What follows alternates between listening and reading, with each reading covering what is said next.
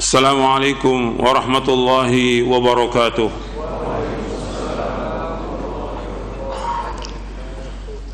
Innal hamdalillah nahmaduhu wa nasta'inuhu wa nastaghfiruh wa na'udzu billahi min shururi anfusina wa min sayyiati a'malina. Man yahdihillahu fala mudilla lahu wa man yudlil fala hadiya lahu. أشهد أن لا إله إلا الله وحده لا شريك له وأشهد أن محمدا عبده ورسوله يا أيها الذين آمنوا اتقوا الله حق تقاته ولا تموتن إلا وأنتم مسلمون يا أيها الناس اتقوا ربكم الذي خلقكم من نفس واحدة وخلق منها زوجها وبث منهما رجالا كثيرا ونساء واتقوا الله الذي تساءلون به والأرحام إن الله كان عليكم رقيبا يا أيها الذين آمنوا اتقوا الله وقولوا قولا سديدا يصلح لكم أعمالكم ويغفر لكم ذنوبكم ومن يطع الله ورسوله فقد فاز فوزا عظيما أما بعد فإن أصدق الحديث كتاب الله وخير الهدي هدي محمد صلى الله عليه وعلى آله وسلم وشر الأمور محدثاتها وكل محدثة بدعة وكل بدعة ضلالة وكل ضلالة في النار. أيها الإخوة أعزكم الله, kepada jamaah yang hadir, ikhwan dan akhwat yang mudah-mudahan dirahmati oleh Allah SWT, dan kepada seluruh kaum muslimin yang mendengarkan kajian ini di mana saja berada, yang mudah-mudahan dirahmati oleh Allah SWT. Alhamdulillah, kita bersyukur kepada Allah Subhanahu wa ta'ala atas segala nikmat yang Allah karuniakan kepada kita, nikmat Islam, nikmat iman, nikmat sehat, nikmat afiah, nikmat dijauhkan oleh Allah dari berbagai macam malapetaka. Alhamdulillah, kita bersyukur kepada Allah atas semua nikmat, dan kita harus terus mengingat nikmat-nikmat Allah Subhanahu wa ta'ala. Satu persatu nikmat itu harus terus kita ingat, karena dengan mengingat nikmat itu kita akan banyak bersyukur kepada Allah Subhanahu wa ta'ala. Dengan mengingat nikmat itu kita akan berusaha untuk melaksanakan perintah-perintah Allah, menjauhkan larangannya. Dengan mengingat nikmat itu kita akan bahagia. Fadhkuru ala Allahi la'allakum tuflihun. Allah sebutkan dalam surah Al-A'raf, fadhkuru ala Allahi la'allakum tuflihun. Ingatlah nikmat-nikmat Allah agar kalian menjadi orang-orang yang beruntung. Dengan mengingat nikmat-nikmat Allah, kita akan merasakan bahwa musibah yang menimpa kita itu kecil, enggak ada artinya dibandingkan dengan nikmat yang besar. Dengan kita mengingat nikmat-nikmat Allah itu, kita tidak akan meremehkan sekecil apapun nikmat yang Allah berikan kepada kita. Makanya kita wajib bersyukur. Sekecil apapun nikmat yang Allah berikan kepada kita, kita wajib mensyukuri. Sebab Nabi bersabda sallallahu alaihi wasallam, "Man lam yashkuril qalila lam yashkuril katsira, wa man lam yashkurin nasa lam yashkurillaha." Kata Nabi SAW dalam hadis yang diriwayatkan oleh Imam Ahmad dalam musnadnya, dan sanadnya hasan, dihasankan oleh Syekh Al-Albani dalam silsilah hadis as-sahihah. Nabi bersabda SAW, "Man lam yashkuril qalila lam yashkuril katsira, wa man lam yashkurin nasa lam yashkurillah." Barang siapa yang tidak bersyukur dengan yang sedikit, maka dia tidak akan bersyukur dengan yang banyak. Barang siapa yang tidak bersyukur kepada manusia, maka dia tidak bersyukur kepada Allah Subhanahu wa ta'ala. Barang siapa yang tidak bersyukur dengan sedikit, dia tidak akan bersyukur kepada yang banyak. Maka sekecil apapun nikmat itu wajib kita syukuri, dan kita harus banyak bersyukur atas semua nikmat yang Allah berikan kepada kita, apa aja bentuknya. Apalagi nikmat yang Allah berikan dengan kita diberikan hidayah di atas Islam dan sunnah. nikmat diberikan ilmu yang bermanfaat, ini lebih dari harta yang sekian banyak. Ilmu yang bermanfaat ini lebih dari semua harta yang ada. Maka antum bersyukur. Dikasih ilmu sedikit aja antum wajib bersyukur. Harta dibandingkan dengan ilmu, ya lebih tinggi ilmu, jauh. Bedanya 30 antara harta dengan ilmu, lebih utama ilmu 30. Itu. Saya sebutkan di buku Menuntut Ilmu Jalan Menuju Surga. Makanya kita wajib bersyukur dengan ilmu yang bermanfaat ini. Kemudian Nabi lanjutkan, malam yashkurin nasa lam yashkurillah. Barang siapa yang tidak bersyukur kepada manusia, maka dia tidak bersyukur kepada Allah. Maka latih diri kita untuk bersyukur kepada Allah Subhanahu wa ta'ala. Harus latih terus bagaimana kita jadi orang yang bersyukur. Allah menyebut para nabi dan para rasul alaihi wassalatu wassalam dengan sifat syukur. Allah menyebutkan Nabi Nuh alaihi salatu wassalam abdan syakura, hamba yang banyak bersyukur kepada Allah Subhanahu wa ta'ala. Makanya kita harus menjadi hamba yang bersyukur. Nabi sendiri kan menganjurkan kepada sahabat Mu'adz bin Jabal untuk bersyukur. Kata Nabi kepada sahabat Mu'adz bin Jabal yang tiap hari kita baca, ya Mu'adz, la tada'anna dubura kulli salatin an taqula Allahumma a'inni ala dzikrika wa syukrika wa husni ibadatik. Ya Mu'adz, inni uhibbuka, sesungguhnya aku mencintaimu. La tada'anna dubura kulli salatin, jangan engkau tinggalkan di belakang setiap solat. Artinya di akhir setiap solat sebelum salam atau sesudah salam, antakul, untuk engkau ucapkan Allahumma a'inni ala dzikrika wa syukrika wa husni ibadatik. Ya Allah, tolonglah aku untuk selalu ingat kepadamu, untuk selalu bersyukur kepadamu, dan selalu memperbaiki ibadah kepadamu.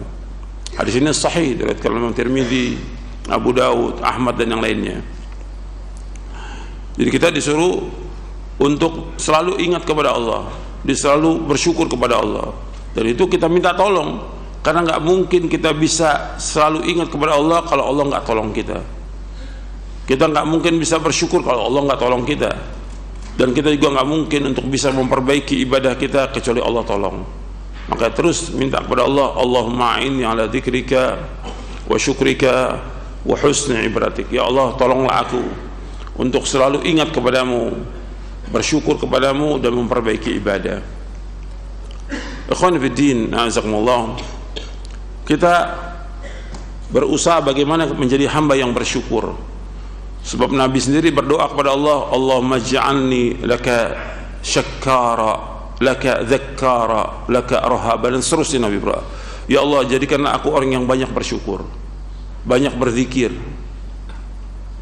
banyak melaksanakan ketaatan kepada Engkau ya Allah, tunduk kepadamu, dan seterusnya. Banyak, panjang itu doanya Nabi, yang diawali dengan Rabbi a'inni, terus sampai akhir. Jadi ikhwan fillah, azakumullah, syukur ini penting. Nanti setelah kita bersyukur kepada Allah, mesti ada sabar. Itu dua, nggak boleh tinggal, syukur kemudian sabar. Syukur ikhwan fillah, azakumullah, tadi sudah saya sebutkan, kita harus banyak bersyukur kepada siapa aja, kepada manusia tadi. Malam yashkurin nas lam yashkurillah. Barang siapa yang tidak bersyukur kepada manusia, dia tidak bersyukur kepada Allah. Maka kita harus bersyukur. Yang pertama, syukur kepada Allah Ta'ala. Kemudian syukur kepada manusia. Pertama kali manusia yang wajib kita bersyukur adalah Nabi Muhammad SAW, yang telah menunjuki kita dari kegelapan kepada cahaya, menunjuki kita dari tidak tahu tentang Islam sampai kita tahu, dan segala macamlah sudah yang Nabi sudah sampaikan tentang Islam ini sempurna. Kewajiban kita mentaati Rasulullah sallallahu alaihi wasallam. Kita wajib mencintai beliau dan kita wajib mentaati beliau dan menjauhkan larangannya. Dan pembahasan ini panjang pembahasannya. Bagaimana konsekuensi cinta kepada Nabi Muhammad SAW. Kemudian syukur kepada manusia lagi orang tua. Sebab Allah sebutkan dalam surah Luqman, anishkurli wali walidayka ilayyal masir. Hendaklah kalian bersyukur kepadaku dan kepada kedua orang tuamu, dan kepadakulah kalian kembali. Artinya disuruh kita syukur kepada kedua orang tua. Bagaimana bentuk syukur kita kepada kedua orang tua? Maka kita wajib berbakti, wajib kita berbuat baik. Dan Allah selalu menyebutkan berbuat ihsan. Wa'budullaha wa la tusyriku bihi syai'a wa bil walidaini ihsana. Dan dalam beribadah kepada Allah dan jangan berbuat syirik, dan kepada kedua orang tua kalian berbuat baik. Apa bentuk kebaikan yang harus kita lakukan? Apa aja? Kita harus bagaimana kita berkhidmat kepada orang tua. Apa aja yang orang tua suruh kita laksanakan, sami'na wa ata'na. Selama hal itu ma'ruf, maka kita wajib laksanakan. Kepada orang tua jangan bilang enggak, jangan bilang tidak, iya. Tuh, perhatikan tuh, kalau orang tua panggil, suruh, iya, jangan bilang tidak. Laksanakan. Dan tidak berat. Tidak berat. Dan itu semuanya ganjaran, semuanya pahala, semuanya jalan menuju sorga. Perhatikan tuh. Kita wajib mensyukuri, berbuat baik kepada kedua orang tua kita, karena kebaikan orang tua nggak bisa kita balas. Kebaikan orang tua nggak bisa kita balas. Makanya terus kita berbuat baik kepada orang tua. Apa aja yang bisa kita lakukan buat orang tua, lakukan. Kita harus berkhidmat, membantu orang tua. Apa bapak yang bisa saya bantu, apa ibu yang bisa saya bantu, laksanakan setiap hari. Gitu. Jadi tiap hari itu justru kita senang dipanggil orang tua, disuruh orang tua, senang, gembira tuh hati kita. Karena ini adalah ganjaran, ini pahala, ini celengan kita di sorga. Kan banyak anak ketika dipanggil sama orang tua pura-pura nggak dengar. Dipanggil orang tua dia malah keluar rumah. Dipanggil orang tua sudah capek orang tuanya manggil baru datang. Nggak boleh. Sekali orang tua panggil datang. Hatta kita lagi sholat sunat, orang tua panggil, batalkan sholat sunat itu. Sholat sunat, orang tua panggil, wajib datang orang tua, batalkan sholat sunat. Ini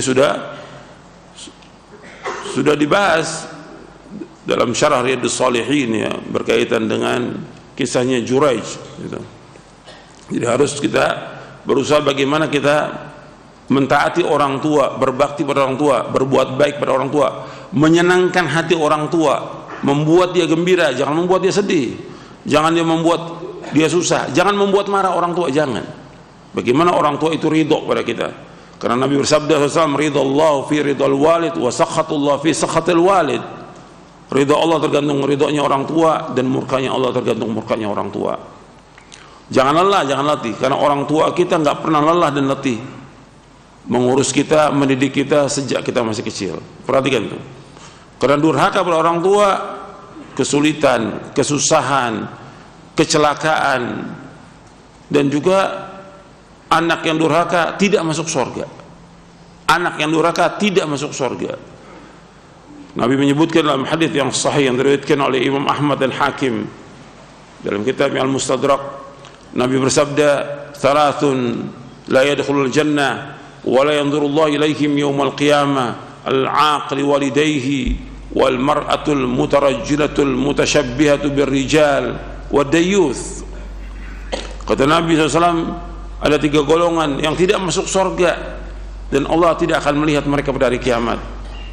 Yang pertama, al-'aqli walidayhi, anak yang durhaka kepada kedua orang tuanya.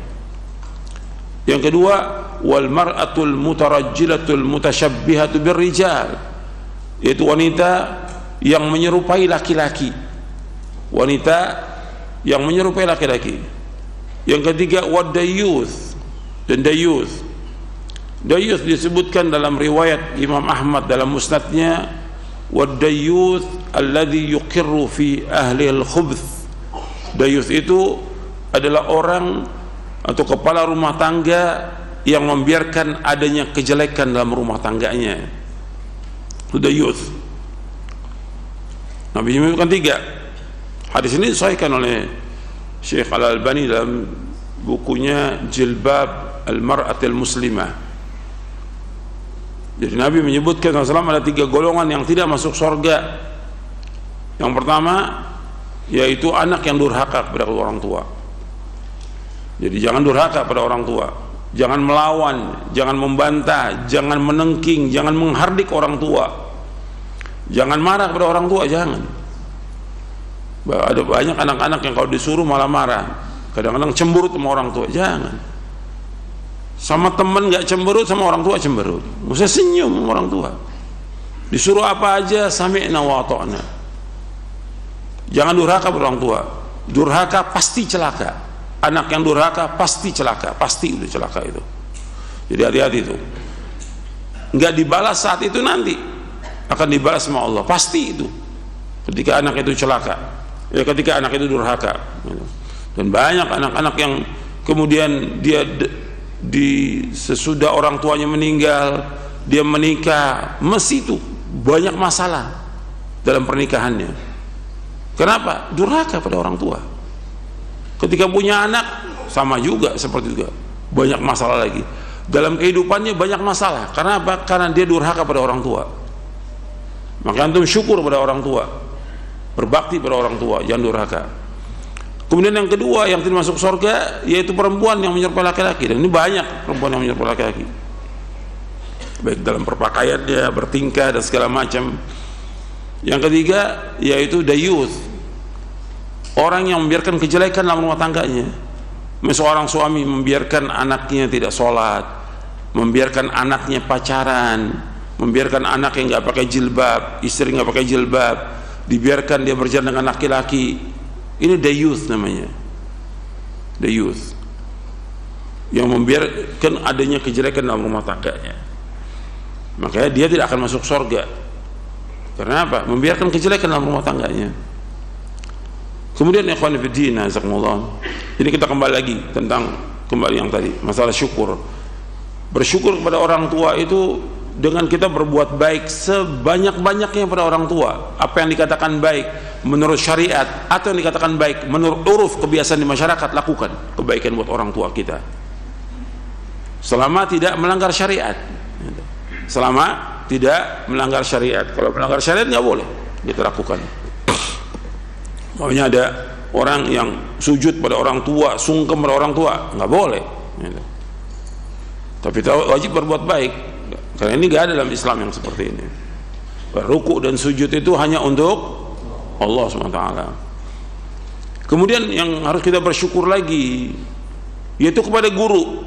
Gitu. Kepada guru. Bab Nabi menyebutkan malam yashkurin nas lam yashkurillah. Barang siapa yang tidak bersyukur kepada manusia, tidak bersyukur kepada Allah. Sekarang manusia yang wajib kita bersyukur, yang pertama Rasulullah SAW, yang kedua orang tua kita, yang ketiga guru. Gitu. Itu harus kita bersyukur pada guru. Karena apa? Dia sudah mendidik kita, membimbing kita ke jalan yang hak, ke jalan yang benar. Dan saya sudah pernah sampaikan, antara orang tua dengan guru itu hampir sama. Orang tua, umumnya orang tua hanya mampu melahirkan anak. Dia ngurus anak itu betul, memberikan makan dan segala macam lah. Tapi dia nggak mampu untuk mendidik anak ini menjadi anak yang soleh. Nggak mampu dia mendidik anak ini bagaimana dia mengenal tentang tauhid, menjauhkan syirik, bagaimana dia mengetahui yang sunnah, menjauhkan yang bidah. Nggak tahu. Guru yang tahu, ustadz yang mengajarkan dia. Maka dia wajib bersyukur kepada guru, kepada ustadz yang mengajarkan dia. Dia tahu ketaatan-ketaatan yang membawa dia ke surga, ya guru yang mengajarkannya. Dia tahu bahwa ini maksiat yang membawa ke neraka, guru yang menjelaskan. Maka dia wajib bersyukur kepada guru. Wajib dia bersyukur kepada guru. Wajib dia berbuat baik kepada gurunya. Wajib dia berbuat baik kepada ustadznya. Maka jaga adab kepada guru itu, jaga adab. Sebagaimana kita wajib jaga adab kita kepada orang tua, jaga adab kita pada guru kita. Jangan kurang ajar pada guru, jangan. Sama seperti kita nggak boleh kurang ajar, apalagi memarahi guru itu. Menengking guru nggak boleh dalam Islam. Adab jaga kepada guru itu. Sekarang kan banyak murid yang menggibahi orang tuanya, menggibahi gurunya. Gimana guru digibahi? Membicarakan aib gurunya nggak boleh dalam Islam. Dia wajib tutup itu. Kalau seandainya dia ada kesalahan, kekeliruan, antum datangi, ketemu baik-baik. Ustaz, saya melihat antum ada kekeliruan, kesalahan, saya minta maaf, ini mungkin antum keliru atau apa. Datangi berdua, mungkin dia akan sadar. Tapi dibicarakan, kemudian digibai, hukumnya haram dalam Islam, dan itu termasuk dosa besar dan berat hukumannya. Gimana orang yang telah berbuat kebaikan kepada kita antum balas dengan gibah, antum balas dengan adab yang tidak baik? Bagaimana kita beradab pada guru? Dan banyak sekarang saya lihat murid yang gak punya adab sama gurunya, banyak udah. Meskipun dia sudah jadi ustadz, tetap wajib mempunyai adab kepada gurunya, kepada ustadz yang mengajarkan kebaikan kepada dia. Jangan sombong, jangan angkuh kepada guru, jangan. Antum tawaduk kepada guru. Ilmu antum gak seberapa dibandingkan dengan guru. Hatta antum udah baca ratusan kitab, tetap guru yang mengajarkan kita, membimbing kita, mendidik kita, dia lebih utama daripada kita. Itu harus ada seperti itu. Jangan angkuh, jangan sombong, jangan oh enggak saya udah hebat, saya udah sekolah di pondok, saya udah sekolah di Madinah, saya udah. Guru tetap antum ingat. Antum tahu tentang Islam dari guru antum, dari ustaz antum. Antum tahu tentang sunnah dari mereka. Sampai antum pun tahu dulu bisa sekolah di Madinah siapa yang ngajurkan sekolah? Apa orang tua? Orang tua nggak tahu. Sekolah yang baik orang tua nggak tahu. Yang nganjurkan untuk sekolah di Madinah ya guru. Ustadz itu nganjurkan. Kok ketika pulang nggak punya adab? Bagaimana adab kita kepada guru? Guru kita adalah orang tua kita. Kata Imam An-Nawawi dalam kitabnya Tahdhibul Asma' wal Lughat, dalam kitabnya juz yang pertama, bahwa abauna syuyukhuna abauna, guru-guru kita, syekh kita itu orang tua kita. Jadi kita perlakukan dia sebagai orang tua kita. Kita wajib berbuat baik pada guru, wajib berbuat baik. Jadi apa yang bentuknya kebaikan kepada guru kita lakukan. Ini adab, dan ini banyak yang hilang sekarang ini, adab ini kepada guru. Gak punya adab sama sekali. Kadang-kadang ketemu salam juga enggak, ucapkan salam aja enggak. Anda nggak perlu salaman, ucapkan salam aja. Ketemu di jalan salam. Gitu. Ini banyak yang nggak punya adab sama sekali. Banyak lagi kalau saya bahas tentang masalah adab ini, banyak yang kita ini kurang. Maka antum baca buku Adab dan Akhlak Penuntut Ilmu, antum baca itu. Adab dan akhlak penuntut ilmu. Bagaimana sih adab kita kepada guru? Supaya kita punya adab, betul-betul kita dengarkan nasihatnya. Kita ingin jadi orang baik. Kan kita belajar, kita ngaji, ingin jadi orang baik. Maka pertama kali kita berbuat baik kepada guru kita. Bagaimana adab kita berbicara, adab kita nulis, adab kita WA kepada guru, adab kita bertemu, dan segala macam. Itu harus perhatikan tuh. Juga waktu, perhatikan guru kita waktunya betul-betul padat, maka kita jangan ganggu waktunya dia. Dan kita apa yang bisa kita bantu buat guru kita bantu, sebagaimana kita bantu buat orang tua kita. Kemudian ikhwan fillah, itu diantaranya yang perlu kita bersyukur kepada guru kita, bersyukur kepada orang tua kita, dan juga orang-orang yang pernah berbuat baik kepada kita. Kemudian ikhwan fillah, azakumullah, kita beberapa pekan yang lalu pernah membahas tentang masalah sihir, ya. Dan ini sudah selesai kita bahas di poin ke-56, ya. Sekarang kan kita akan bahas poin yang ke-59. Di poin ke-56 itu kita bahas tentang sihir. Dan saya sudah sebutkan tentang macam-macam sihir. Kita sudah bahas tentang macam-macam sihir. Ada yang disebutkan juga oleh ulama tentang sihir, yang kadang-kadang kita nggak sadar kita ini disihir sekarang ini. Kondisi kita yang ada ini, kita sedang disihir. Disihir oleh apa? Disihir oleh dunia. Dijelaskan oleh para ulama, saya sebutkan dua aja. Yang pertama dari Imam Ibnul Jauzi dalam kitabnya Al-Mudhish. Kata beliau, ikhwani ihdharu dunya fa inna asharu min Harut wa Marut. Saudara-saudaraku, hati-hati kepada dunia, karena dunia itu lebih menyihir daripada sihirnya Harut dan Marut yang Allah sebutkan dalam surah apa? Al-Baqarah, tentang sihir. Itu. Sesungguhnya dunia itu lebih menyihir daripada Harut dan Marut, karena sihirnya Harut dan Marut memisahkan antara seseorang dengan istrinya. Jadi sihir Harut dan Marut, dzalika yufarriqani bainal mar'i wa zawji wa hadhihi tufarriqu bainal 'abdi wa rabbih. Jadi sihirnya Harut dan Marut itu sebagaimana Allah sebutkan dalam surah Al-Baqarah, dan ini sudah kita bahas di ayat 102, ya. Dan ini ayatnya sudah kita baca di surah Al-Baqarah di ayat 102 tentang sihirnya Harut dan Marut itu.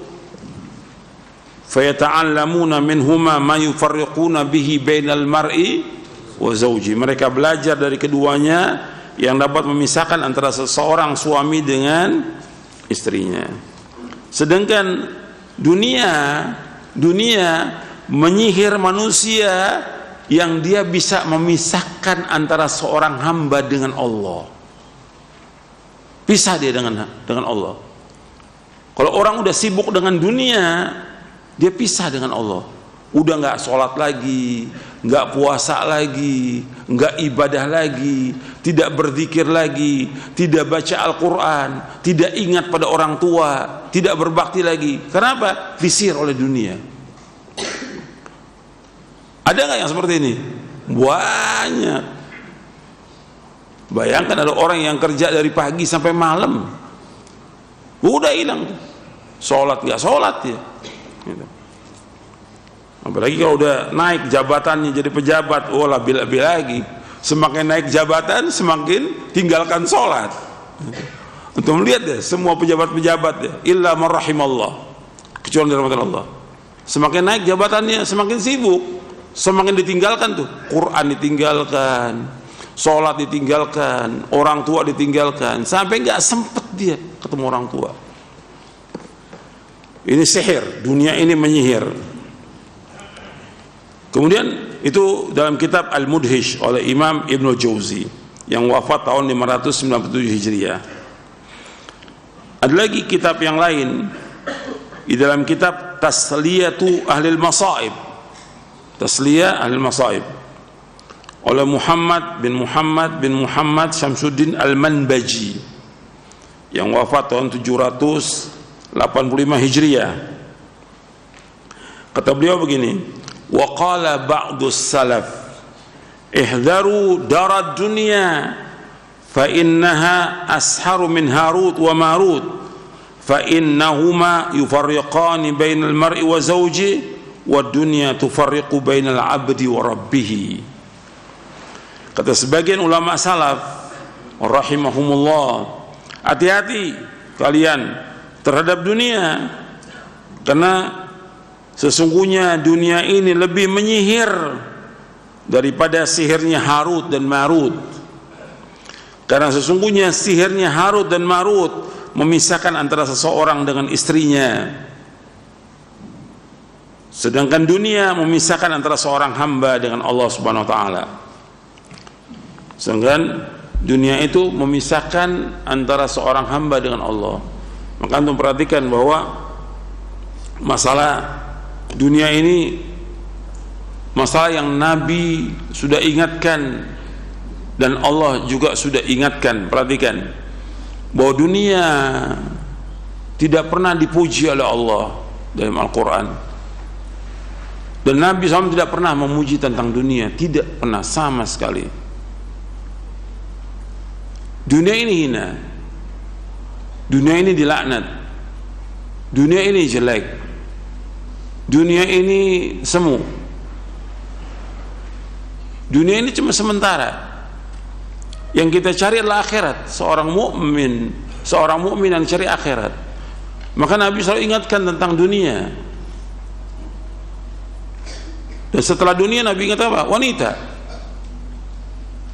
Nabi menyebutkan dalam hadis yang sahih yang diriwayatkan oleh Imam Muslim,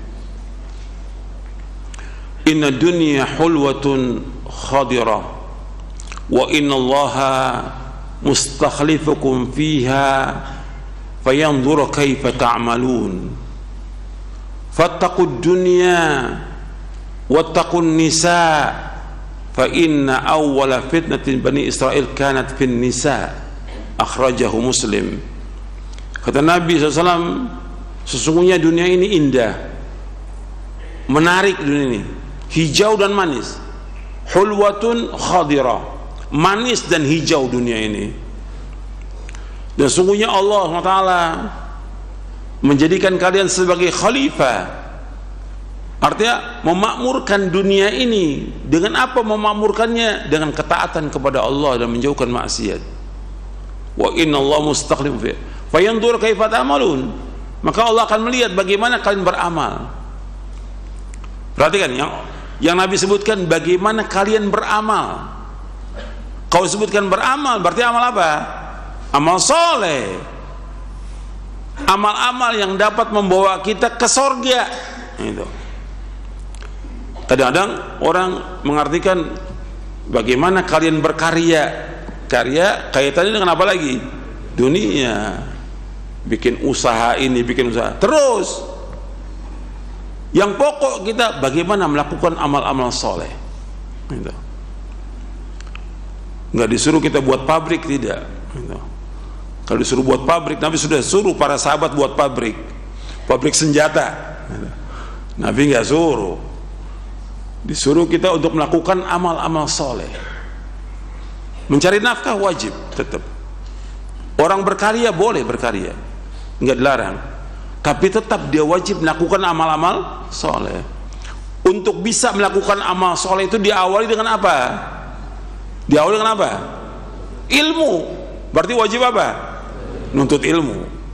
Dan ini nggak ada pada ahli dunia. Sibuk dengan dunia, orang-orang kaya mana mau duduk di masjid? Duduk nih 1,5 jam ngaji, mana mau dia. Kemudian Nabi ingatkan lagi setelah itu, kata Nabi, fattaqud dunya wattaqun nisa. Hati-hati kalian kepada dunia, hati-hati kepada wanita. Dua Nabi sebutkan, hati-hati kepada dunia, hati-hati kepada wanita. Menunjukkan antara dunia dengan wanita punya kaitan yang sangat erat. Nggak bisa lepas tuh wanita dengan dunia, nggak bisa lepas dia. Maka antum perhatikan tuh, antum punya istri, dia wajib diberikan nafkah. Dia nggak bisa hidup tanpa nafkah, nggak bisa. Dan dia maunya dunia, itu wanita. Fattaqud dunya wattaqun nisa. Ketika diberikan nafkah, dia nggak akan sanggup, dia nggak akan mampu. Ketika nggak diberikan nafkah, dia wajib diberikan nafkah.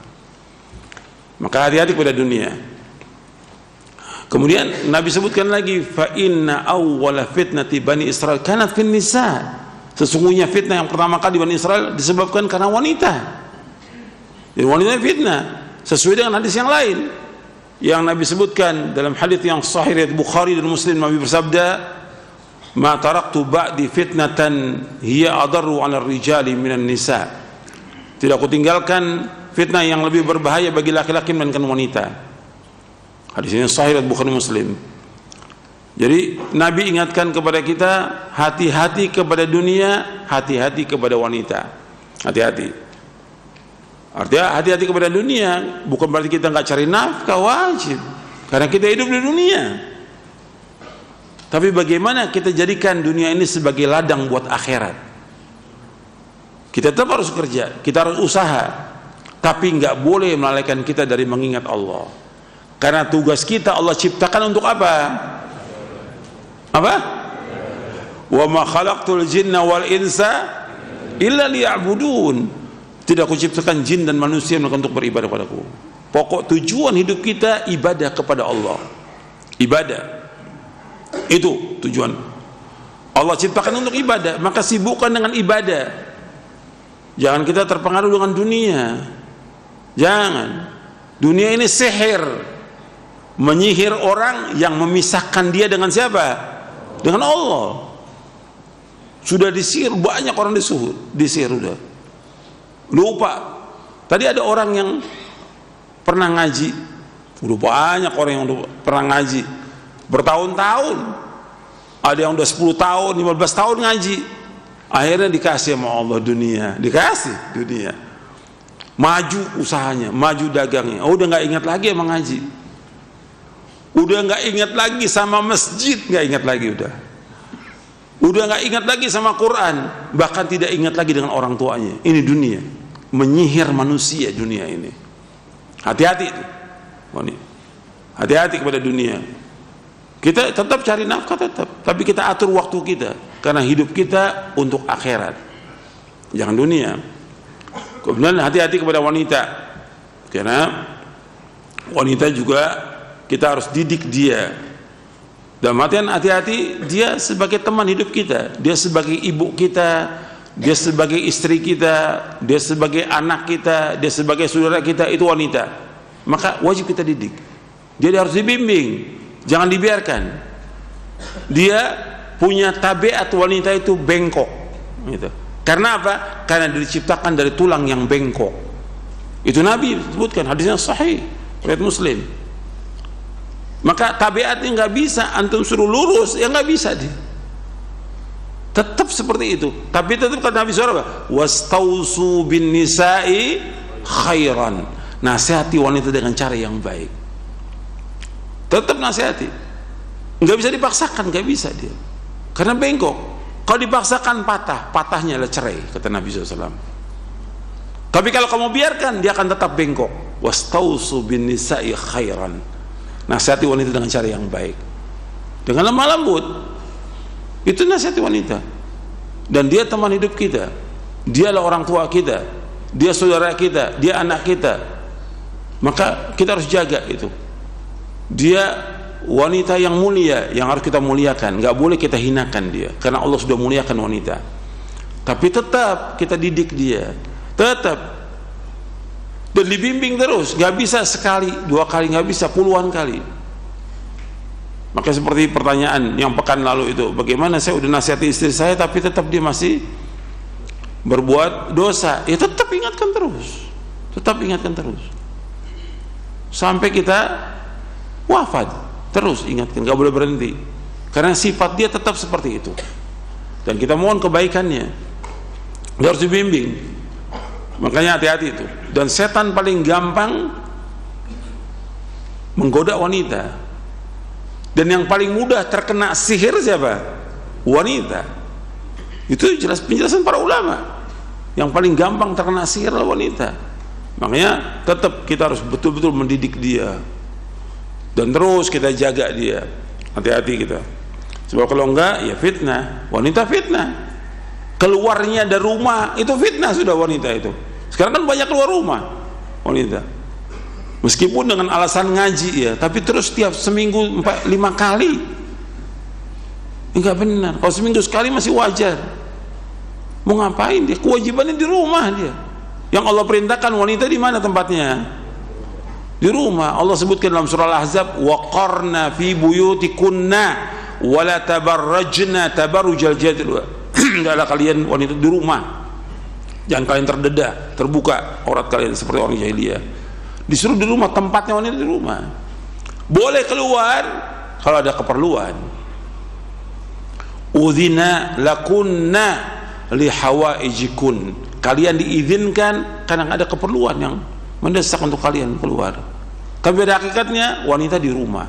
Ketika dia keluar, nah itu yang Nabi sebutkan, diiringi oleh setan. Dalam hadis yang sahih yang diriwayatkan oleh Imam Tirmidzi, Nabi bersabda, innal mar'ata auratun idza kharajat istashrafaha syaitanu. Kata Nabi, wanita itulah aurat, kalau dia keluar rumah mesti diiringi oleh setan. Maka hati-hati itu. Kalau diiringi sama setan, dia ke sekolah sama setannya, ke kantor sama setannya, berarti nanti pulang bawa apa dia? Bawa setan. Karena Nabi menyebutkan demikian, innal mar'ata auratun idza kharajat istashrafa syaitan. Wanita ada aurat, Kalau dia keluar dari rumahnya, maka diiringi oleh setan terus sampai kembali dia ke rumahnya. Jadi antum jangan piara setan di rumah, jangan.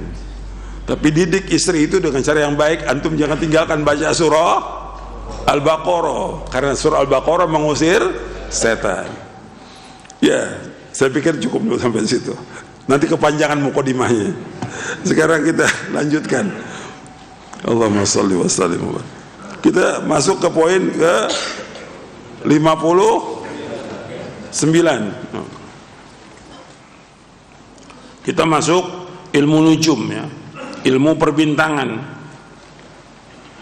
Ilmu nujum termasuk sesuatu yang dapat menafikan tauhid dan menjerumuskan pelakunya kepada kemusyrikan, karena orang itu menyandarkan suatu kejadian kepada selain Allah. Munajjim ahli nujum juga termasuk dalam kategori peramal menurut apa yang diistilahkan oleh sebagian ulama. Syekhul Islam Ibn Taimiyah, antum lihat di footnote-nya, Syekhul Islam Ibn Taimiyah rahimahullah berkata, tanjim adalah meramal kejadian-kejadian di bumi berdasarkan petunjuk keadaan bintang. Maksudnya dia meramal kejadian di bumi dengan berdasarkan petunjuk keadaan bintang. Di dalam Sahih Bukhari dan Sahih Muslim dari hadis Zaid bin Khalid Al-Juhani radhiyallahu anhu, ia berkata, "Shalla lana Rasulullah sallallahu alaihi wasallam salat as-subhi bil Hudaybiyah ala ithri sama'in kanat min al-lailati falamma insarafa aqbala 'ala an-nasi faqala hal tadruna madha qala rabbukum qalu Allahu wa rasuluhu a'lam qala asbaha min ibadi mu'minun bi wa kafir fa amma man qala mutirna bi fadlillahi wa rahmatihi fadhalika mu'minun bi wa kafirun bil kawkab wa amma man qala bi naw'i kadha wa kadha fadhalika kafirun bi mu'minun bil kawkab." Rasulullah sallallahu alaihi wasallam telah mengimami kami salat subuh di Hudaybiyah setelah semalamnya turun hujan. Ketika usai sholat, beliau SAW berbalik menghadap kepada para sahabat radhiyallahu anhum ajma'in. Beliau bersabda, "Tahukah kalian apa yang difirmankan Rabb kalian?" Para sahabat radhiyallahu anhum ajma'in menjawab, "Allah dan Rasulnya yang lebih mengetahui." Beliau SAW bersabda, "Allah Azza wa Jalla berfirman, di pagi ini asbahabi min ibadi mu'minun bi wa kafir." Di pagi ini ada hamba-hambaku yang beriman kepadaku dan ada pula yang kafir. Fa amma man qala mutirna bi fadlillahi wa rahmatihi fadzalika mu'minun bi wa kafirun bil kawkab wa man qala bi nawi kadza wa kadza fadzalika kafirun bi mu'min wa aqab bil kawkab. Di kala pagi ini di antara hamba-hambaku ada yang beriman kepadaku dan di antara hamba-hambaku ada yang kafir. Adapun yang mengatakan mutirna bi fadlillahi wa rahmatihi, telah turun hujan kepada kita berkat karunia dan rahmat Allah, maka ia telah beriman kepadaku dan kafir kepada bintang-bintang. Tapi sedangkan orang yang berkata telah turun hujan kepada kita karena bintang ini atau bintang itu, maka ia kafir kepadaku dan beriman kepada bintang-bintang. Hadis ini sahih dari Bukhari dan Muslim. Jadi kalau hujan turun, yang kita baca doanya apa? Allahumma shayyiban nafi'a, ya Allah berikanlah hujan yang bermanfaat. Tapi selesai turunnya hujan, kita mengucapkan mutirna bifadlillahi wa rahmati. Kita diturunkan hujan dengan sebab rahmat Allah dan karunia-Nya. Mutirna bifadlillahi wa rahmati. Jadi kalimat mutirna bifadlillahi wa rahmati itu kita ucapkan setelah turunnya hujan. Jadi kata Nabi, ada orang yang pagi hari ini, karena malam itu hujan di Madinah, dan paginya kata Nabi Allah berfirman, ada yang pagi ini kafir kepadaku, beriman kepadaku juga ada yang kafir. Yang beriman kepada Allah dia mengatakan mutirna bi fadli wa rahmati. bahwa kami turun hujan, artinya hujan semalam ini turun dengan sebab rahmat Allah dan karunia-Nya. Sedangkan yang kafir kepada Allah yang mengatakan hujan turun karena bintang ini, hujan turun karena bintang ini, maka dia kafir kepada Allah. Jadi kita usahakan bahwa kita orang beriman, kita meyakini bahwa turunnya hujan itu karena rahmat Allah SWT, bukan karena bintang, bukan karena yang lainnya. Tentang bintang disebutkan, bahkan orang menyebutkan bahwa bintang itu juga dianggap bukan hanya untuk hujan, bahkan juga untuk meramal apa? Nasib. Kan ada tuh orang bintangnya apa? Leo, Aquarius, atau apa lagi tuh bintang-bintang. Itu dianggap bahwa bintang itulah yang menentukan nasib dia. Ini untuk kufur kepada Allah. Nggak boleh. Bintang itu tidak punya pengaruh kepada manusia, sama sekali tidak punya pengaruh. Paham? Yang mengatur nasib manusia siapa? Allah. Antum mulai hapus tuh tulisan bintang ini, hapus tuh, ya, hapus. Sama juga tulisan hobi juga, itu hapus lagi, itu jangan tuh, gitu. Ya, itu hobi dari bahasa Arab, hubbi, asalnya hubbi, gitu. Ditulis hobi. Hobinya apa? Hobi banyak yang nggak benar semuanya. Ya, jangan tulis hobi udah, jangan. Antum. Hobinya apa? Ibadah kepada Allah. Tapi ibadah ini kan kewajiban, kewajiban kepada Allah. Jadi jangan tulis, nanti yang ditulis banyak yang maksiat. Hobinya main bola, maksiat ini. Hobinya ini, jangan tulis itu. Bintang jangan tulis, hobi juga jangan antum tulis itu, jangan. Ya. Sekarang kita lanjutkan. Imam Al-Bukhari rahimahullah yang wafat tahun 256 Hijriah berkata dalam kitab sahihnya, Qatadah berkata, Qatadah bin Di'amah As-Sadusi, kata beliau, khalaqallahu hadhihi an-nujuma li thalathin zinatan lis-sama'i wa rujuman lisyayatini wa alamatin yuhtada biha faman ta'awwala fiha ghaira dhalik akhta'a wa adha'a nasibahu wa kallafa ma la ilma lahu bihi. Dikatakan oleh Qatadah bin Di'amah As-Sadusi rahimahullah, Allah SWT menciptakan bintang-bintang untuk 3 hikmah. Yang pertama sebagai hiasan langit, yang kedua sebagai alat pelempar setan, dan yang ketiga sebagai tanda-tanda untuk petunjuk arah. Karena itu barang siapa dalam masalah ini berpendapat selain tersebut atau selain itu, maka dia telah salah dan menyanyikan bagiannya serta membebani diri dengan hal di luar batas kemampuannya. Jadi Allah menciptakan bintang untuk 3 hal. Yang pertama sebagai penghias langit, yang kedua pelempar setan, yang ketiga sebagai tanda bagi orang untuk mengenal arah. Kata Qatadah bin Di'amah As-Sadusi rahimahullah, barang siapa yang menafsirkan selain dari itu, ia telah salah dan menyanyikan bagiannya dan memaksakan diri dalam sesuatu yang ia tidak mengetahuinya. Ini diriwayatkan oleh Imam Bukhari secara mu'allaq dengan sighat jazm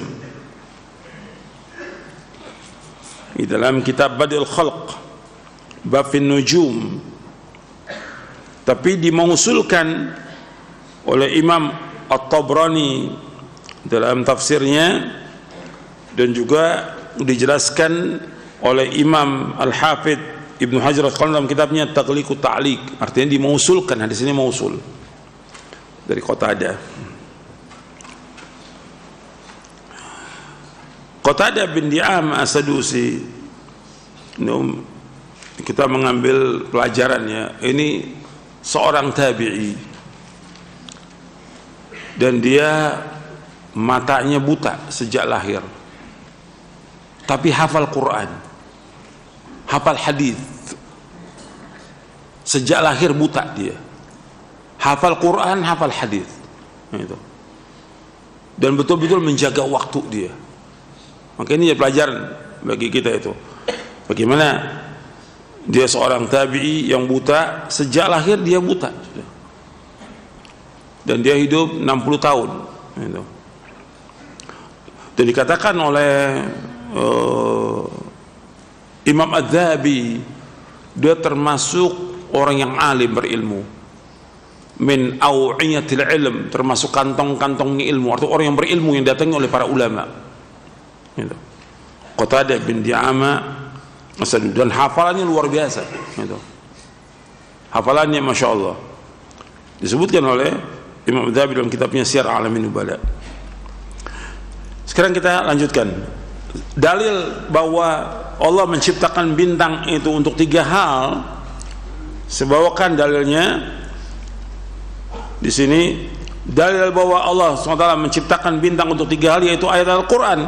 Allah SWT berfirman dalam surah Al-Mulk ayat 5, surah Al-Mulk ayat 5, surah 67 ayat 5, wa laqad zayyana as-samaa'a ad-dunya bimasabiha wa ja'alnaha rujuman lisyayatin.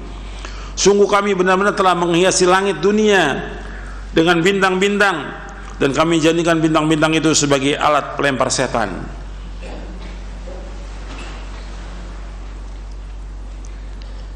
Kemudian dalam surah An-Nahl surah 16 ayat 16, wa alamatin wa bin najmi hum yahtadun. Dan Allah menciptakan tanda-tanda petunjuk jalan, dengan bintang-bintang mereka mendapatkan petunjuk. Arti bintang itu sebagai petunjuk jalan untuk mengetahui arah utara, selatan, timur, barat, itu dengan bintang di zaman dulu itu. Jadi orang tahu apakah daratan atau lautan, mereka arahnya bintang, tandanya bintang. Wa alamatin wa bin najmi hum yahtadun. Kemudian juga Allah berfirman dalam surah Al-An'am di ayat 97. Al-An'am ayat 97, surah 6 ayat 97, wa huwa alladzi ja'ala lakumun nujuma litahtadu biha fi dhulumatil barri wal bahr qad fassalna al-ayati liqaumin ya'lamun. Dan Allah lah yang menjadikan bagi kalian bintang-bintang agar kalian menjadikannya petunjuk dalam kegelapan yang pekat di darat dan di laut. Sungguh kami telah memerinci tanda-tanda kekuasaan kami kepada kaum yang mengetahui. Jadi Allah menjadikan bintang-bintang sebagai petunjuk dalam kegelapan malam, baik di daratan maupun di lautan. Jadi Allah sudah jadikan bintang sebagai petunjuk. Jadi 3 itu. Yang pertama sebagai penghias langit, yang kedua pelempar setan. Dan penghias langit sebagai pelempar setan itu sudah ada dalam surah Al-Mulk ayat 5. Begitu juga dalam surah As-Saffat di ayat 6-7, inna zayyana as-samaa'a ad-dunya bizinatinil kawakib wa hifdhan min kulli syaitanin marid. Sesungguhnya kami hiasi langit dunia ini dengan hiasan bintang-bintang, dan bintang-bintang itu juga sebagai penjaga dari setan-setan yang terkutuk, yang melewati batas yang terkutuk. Jadi setan-setan itu akan dilempar dengan bintang-bintang, seperti yang sudah kita bahas berkaitan dengan sihir. Sudah kita bahas tuh ayatnya dan hadisnya. Waktu kita membahas tentang dukun, tukang ramal, orang pintar, ketika kita membahas poin yang ke-57, sudah saya jelaskan itu tentang bintang-bintang yang melempar setan. Di zaman sebelum Nabi Muhammad SAW banyak itu, tapi setelah diutus Nabi SAW itu sedikit. Dan Allah sebutkan juga dalam surah Al-Jin tentang masalah itu. Kemudian ilmu nujum itu ada 2 macam. Pertama ilmu ta'thir, yaitu ilmu nujum yang meyakini bahwa bintang-bintang mempunyai pengaruh terhadap keadaan alam semesta. Ilmu ini termasuk syirik dan bukan ilmu yang bermanfaat. Penjelasan yang lainnya tentang definisi ilmu ta'thir, yaitu menjadikan keadaan bintang, planet dan benda angkasa lainnya sebagai dasar penentuan berbagai peristiwa di bumi, baik sebagai sesuatu yang berpengaruh mutlak maupun hanya sebagai isyarat yang menyertai peristiwa-peristiwa di bumi. Jika dia percaya bahwa keadaan itu adalah faktor yang berpengaruh mutlak atas peristiwa-peristiwa bumi dengan tidak membedakan baik karena kekuatan internalnya maupun karena izin Allah, maka ia dinyatakan musyrik dengan tingkatan syirik besar dan telah keluar dari Islam, karena dia telah meyakini demikian bahwa bintang-bintang itu mempunyai pengaruh kepada semua keadaan, bukan Allah yang memberikan pengaruh tapi bintang, maka dia musyrik. Tapi jika dia percaya bahwa keadaan itu hanya merupakan isyarat yang menyertai peristiwa-peristiwa bumi, maka ia dinyatakan sebagai musyrik dengan tingkatan syirik yang kecil yang bertentangan dengan kesempurnaan tauhid. Yang perlu kita ingat bahwa perbintangan tidak berpengaruh terhadap peristiwa-peristiwa yang ada di bumi. Anggapan tentang perbintangan berpengaruh terhadap peristiwa-peristiwa di bumi adalah termasuk berkata sesuatu atas nama Allah tanpa ilmu. Jadi nggak mungkin bintang-bintang itu berpengaruh kepada keadaan bumi, apa hujan atau nasib manusia atau bencana atau petaka, nggak ada pengaruhnya. Semua berjalan dengan kehendak Allah, semua berjalan dengan takdir Allah, bukan dengan ada bintang, bukan. Semua berjalan dengan kehendak Allah. Jadi itu harus kita ingat tuh. Kadang-kadang dengan bintang-bintang itu orang bersandar dengan bintang-bintang itu sampai dia ketika bulan tertentu itu nggak berani melakukan apa-apa karena bintangnya ini nggak boleh. Bintang nggak punya pengaruh kepada nasib manusia, tidak ada pengaruh, sama sekali nggak punya pengaruh bintang itu. Bintang itu nggak punya pengaruh sama sekali dalam kehidupan manusia, itu nggak punya pengaruh sama sekali. Karena semua berjalan dengan takdir Allah SWT. Jadi ini harus dipahami, karena orang-orang jahiliyah punya keyakinan demikian, bintang itu yang punya pengaruh. Dan keadaan jahiliyah itu masih sampai sekarang masih ada. Ya, orang segala macam tuh tergantung kepada bintang. Bintang nggak pengaruh kepada keadaan atau juga nasib manusia atau adanya musibah petaka, nggak ada urusan dengan bintang, tapi ini takdir Allah SWT. Itu yang pertama yang berkaitan dengan ilmu ta'thir. Ta'thir itu pengaruh, yang mengatakan bahwa bintang itu punya pengaruh terhadap keadaan alam semesta. Jadi tidak boleh gitu. Dan banyak orang belajar ilmu nujum, pada akhirnya mereka belajar ilmu sihir. Untuk melihat hadisnya, Rasulullah SAW bersabda, man iqtabasa ilman minan nujumi iqtabasa syu'batan minas sihri zada ma zad. Barang siapa yang mempelajari satu cabang dari ilmu nujum, maka sungguhnya ia telah mengambil satu bagian dari ilmu sihir. Semakin bertambah ilmu yang dia pelajari, maka semakin bertambah pula dosanya. Hadis ini sahih, diriwayatkan oleh Imam Abu Daud, Ibnu Majah, Ahmad dan Baihaqi dari sahabat Ibnu Abbas radhiyallahu anhuma. Hadis ini disahihkan oleh Imam An-Nawawi dalam kitabnya Riyadhus Shalihin, dan disahihkan juga oleh Syekhul Islam Ibnu Taimiyah dalam Majmu' Fatawa di juz ke-35. Jadi orang yang belajar ilmu nujum, maka dia telah belajar satu bagian dari ilmu sihir. Bertambah ilmunya, maka bertambah dosanya. Makanya ini nggak boleh belajar ilmu nujum, perbintangan yang dia mempelajari itu untuk mengetahui tentang nasib manusia, nggak boleh. Yang kedua, ilmu nujum ini berkaitan dengan ilmu tasyir. Jadi ada ilmu ta'thir, yang kedua ilmu tasyir. Ilmu tasyir yaitu ilmu nujum yang tujuannya untuk memudahkan arah tujuan dalam perjalanan dan kemaslahatan agama. Penjelasan yang lainnya tentang definisi ilmu tasyir yaitu menjadikan keadaan bintang dan benda angkasa sebagai petunjuk penentuan arah mata angin dan letak geografis suatu negara dan semacamnya. Jadi sini dibolehkan dalam Islam.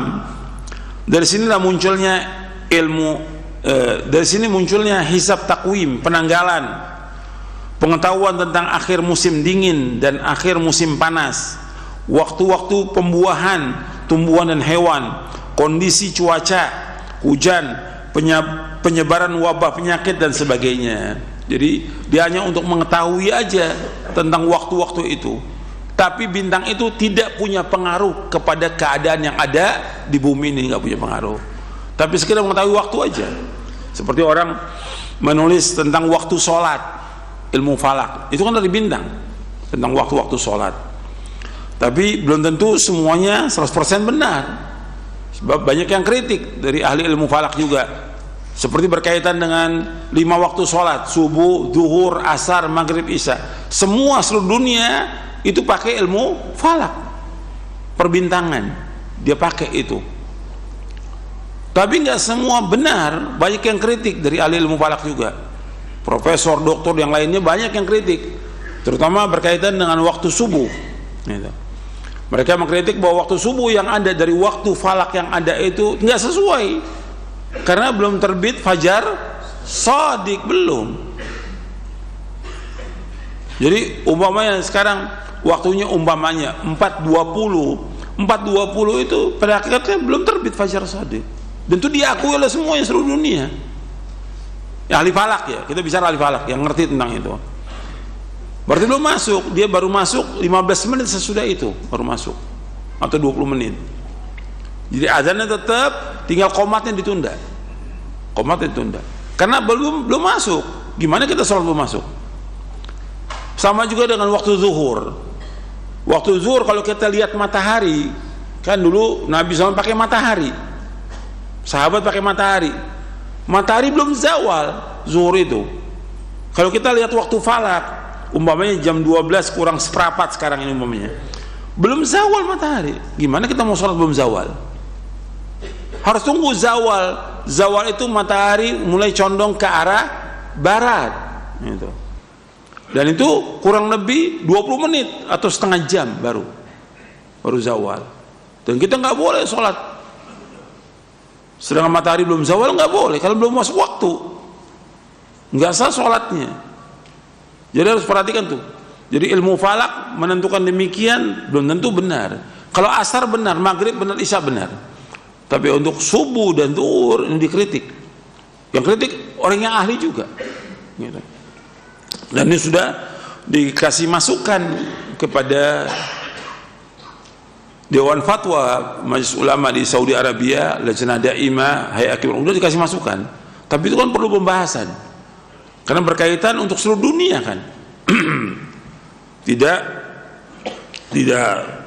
untuk satu tempat, tidak, tapi untuk seluruh dunia.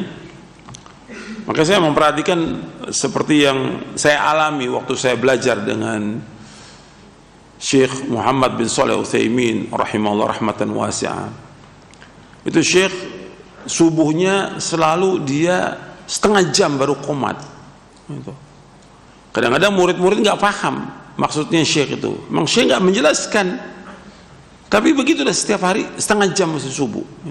Kadang teman-teman karena waktunya malam itu begadang, cari masjid yang duluan qomatnya, supaya bisa habis sholat subuh langsung tidur dia. Karena malamnya begadang gitu. Kalau kita lihat di masjid jami'nya, Masjid Jami' Unaiza, tempatnya Syekh Utsaimin rahimahullah mengajar di situ, yang sebelumnya juga Syekh Abdurrahman bin Nasir As-Sa'di ngajar di situ. Itu beliau nunggu setengah jam, baru setengah jam beliau berjalan dari rumahnya, jalan kaki ke masjid itu. Kurang lebih 750 meter lah dari rumahnya, jalan kaki. Itu baru qomat, itu setengah jam. Itu. Kemudian zuhur juga sama demikian. Zuhur itu kadang-kadang setengah jam sampai 45 menit baru qomat. Zuhur lebih lama lagi kalau zuhur. Karena dilihat belum zawal. Dan itu dilakukan terus setiap hari dan seumur hidupnya seperti itu. Cuma kita nggak paham. Setelah banyak penjelasan baru kita paham sekarang ini. Cuma Syekh tetap kalau dikatakan ada orang sholat di Masjidil Haram, Masjid Nabawi itu dia lebih cepat, saya katakan sah sholatnya, sah sholatnya. Kalau kita katakan belum masuk nggak sah, semua orang nggak sah, berarti nggak sholat mereka. Tetap saya mengatakan sah sholatnya, karena itu kan ijtihad. Berkaitan dengan falak juga masalah ijtihad. Tapi Syekh tetap berhati-hati. Jadi Syekhuna Syekh Utsaimin rahimahullah itu berhati-hati dalam masalah ini. Setengah jam untuk zuhur dan juga subuh. Kalau asar pada waktunya, maghrib apalagi. Karena juga maghrib kalau lihat antara falak dengan terbenam matahari, lebih dulu terbenam baru falak. Azan. Sudah masuk tuh tenggelam matahari 1-2 menit baru azan dia. Falak itu hati-hati dia. Jadi dilewatkan itu maghrib itu. Padahal sudah masuk. Jadi masalah falak ini berkaitan dengan waktu sholat itu udah banyak dikritik oleh yang ahli. Ya kita bukan ahli, kita serahkan kepada mereka sudah. Cuma kita tinggal laksanakan yang hati-hati. Kalau udah ada peringatan dari para ulama berkaitan dengan waktu subuh, ya kita lebih hati-hati. Maksudnya jangan sampai kita sholat bukan pada waktunya. Sabar aja 20 menit nggak apa-apa, tunggu 20 menit. Atau 25 menit atau setengah jam nggak apa-apa, sabar gitu. Baru kita melakukan aktivitas. Kadang-kadang orang yang kerja kan nggak sabar itu. Kadang-kadang begitu habis azan langsung dia sholat, dia belum masuk waktu. Sabar 30 menit, kan kita pengen sholat kita diterima oleh Allah. Kan doanya Allahumma inni as'aluka ilman nafi'a wa rizqan wa amalan mutaqabbala. Amal diterima. Kalau anda mau diterima, sholat pada waktunya kan. Dan juga dengan ikhlas dan ittiba dan sesuai dengan contoh Nabi SAW. Saya pikir cukup sampai sini kajian kita, mudah-mudahan bermanfaat. Kurang lebihnya saya mohon maaf. Wassalamualaikum Muhammadin SAW. Subhanakallahumma bihamdik asyhadu an la ilaha illa anta astaghfiruka wa atubu ilaik. Assalamualaikum warahmatullahi wabarakatuh.